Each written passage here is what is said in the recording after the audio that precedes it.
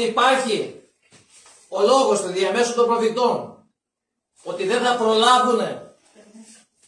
Μπορεί να φτάσουμε στο αμήν, προσέξτε. Μην λυγίσετε.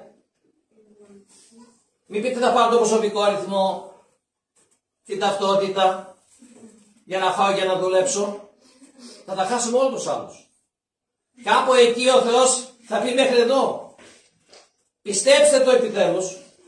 Δεν είναι δικός μου λόγος. Αυτά είναι που μας στηρίζουν και μας δίνουν κουράγιο. Στην κατάλληλη στιγμή, στην κατάλληλη ώρα ο Θεός θα επέμβει. Δεν μας δίνει κουράγιο αυτός ο λόγος.